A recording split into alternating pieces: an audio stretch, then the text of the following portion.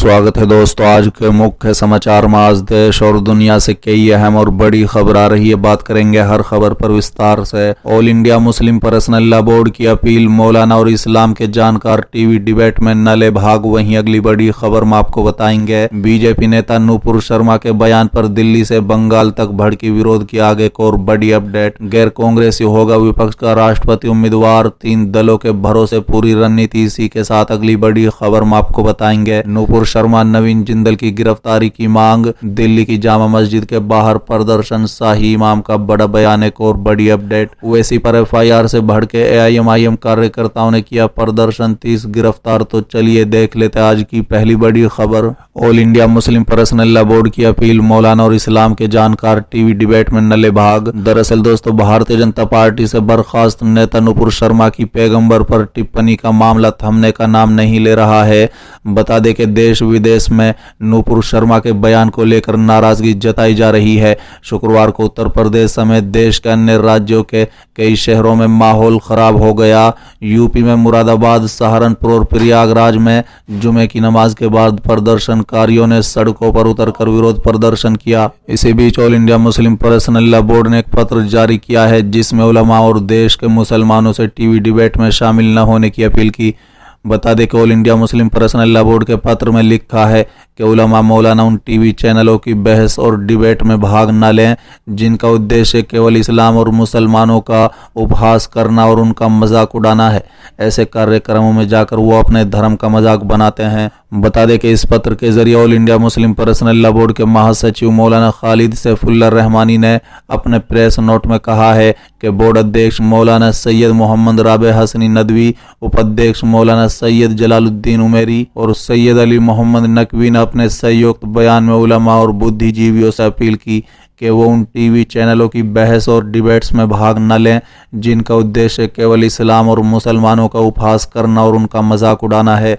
बता दें कि इस पत्र में आगे कहा गया है कि कार्यक्रमों में भाग लेकर वो इस्लाम और मुसलमानों की सेवाएं नहीं कर पाते बल्कि परोक्ष रूप से इस्लाम और मुसलमानों का अपमान और उपहास ही करते हैं।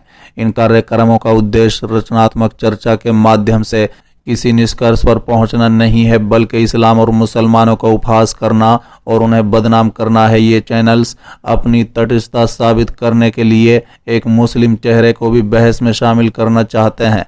हमारे उलमा और बुद्धिजीवी अज्ञातवास इस षड्यंत्र के शिकार हो जाते हैं। यदि हम इन कार्यक्रम और चैनलों का बहिष्कार करते हैं तो इससे न केवल उनकी टीआरपी कम होगी बल्कि वो अपने उद्देश्य में बुरी तरह विफल हो जाएंगे। चलिए अगली खबर। बीजेपी नेता नूपुर शर्मा के बयान पर दिल्ली से बंगाल तक भड़की विरोध की आग, कोलकाता में लोगों ने किया प्रदर्शन। दरअसल दोस्तों, पैगंबर मोहम्मद पर की गई टिप्पणी को लेकर बीजेपी नेता नूपुर शर्मा के खिलाफ विरोध कम होने का नाम नहीं ले रहा है।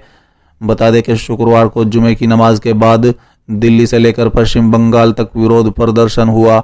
नमाज के बाद राज्य भर की मस्जिदों में मुस्लिम समुदाय के लोगों ने पैगंबर मोहम्मद के खिलाफ नूपुर शर्मा की कथित आपत्तिजनक टिप्पणी को लेकर विरोध प्रदर्शन किया। राजधानी कोलकाता में भी विरोध प्रदर्शन हुआ। इस दौरान पैगंबर मोहम्मद के खिलाफ कथित अपमानजनक टिप्पणी करने वाले की गिरफ्तारी की मांग की गई है। बता दें कि मीडिया रिपोर्ट्स के मुताबिक जमीयत उलमा हिंद और इसी के साथ अन्य संगठनों ने विरोध का आह्वान किया है। इमाम और उलमाओं को इस संगठन की ओर से मस्जिद में जुम्मे की नमाज के बाद शांतिपूर्वक तरीके से एकजुट होकर विरोध प्रदर्शन का आह्वान किया गया था। इस दौरान पैगंबर मोहम्मद के खिलाफ कथित अपमानजनक टिप्पणी करने वालों की गिरफ्तारी की मांग की गई।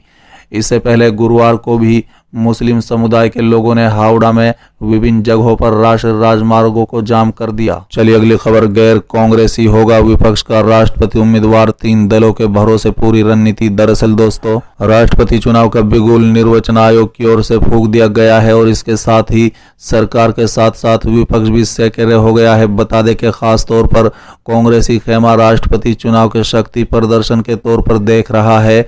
चुनाव के ऐलान के तुरंत बाद कांग्रेस अध्यक्ष सोनिया गांधी ने कम्युनिस्ट सीताराम येचुरी, एनसीपी के नेता शरद पवार और बंगाल की सीएम ममता बनर्जी से बात की। यही नहीं, सोनिया गांधी क्योंकि खुद कोरोना संक्रमित हैं, ऐसे में उन्होंने मल्लिकार्जुन खड़गे को जिम्मे दिया है कि वो सामान्य विचारधारा वाले दलों के साथ तालमेल स्थापित करें।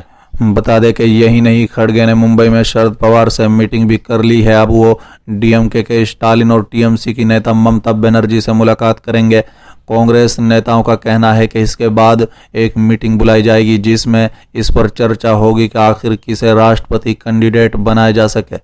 कांग्रेस सूत्रों का कहना है कि पार्टी अपना कैंडिडेट न देकर किसी और दल को मौका देना चाहती है ताकि एकता का संदेश जाए और कांग्रेस की ये छवि सामने आए कि वो विपक्ष को साथ लेकर चलना चाहती है। भविष्य में चुनावी गठबंधन के लिए भी इससे संभावनाएं बनेंगी। हालांकि विपक्षी खेमे की पूरी नजर तेलंगाना राष्ट्र समिति, वाईएसआर कांग्रेस और बीजेडी पर है। इन दलों ने कई मौकों पर संसद में भाजपा का समर्थन किया है। ऐसे में इनका रुख विपक्षी एकता और उसकी ताकत कितनी रहेगी इस लिहाज से अहम है।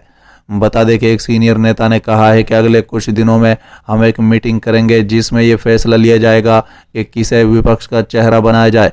दोस्तों, दरअसल विपक्ष चुनाव ऐसे वक्त में हो रहा है जब कांग्रेस 5 राज्यों में चुनाव हार झेल कर बैठी है। वहीं भाजपा के खिलाफ टीआरएस जैसे दल ने मोर्चा खोला है जिसको कांग्रेस से बहुत अच्छे संबंध नहीं है। ऐसे में इस बात की प्रबल संभावना है कि कांग्रेस समेत अन्य कई दल यही चाहेंगे कि कोई गैर कांग्रेसी नेता ही उम्मीदवार बने।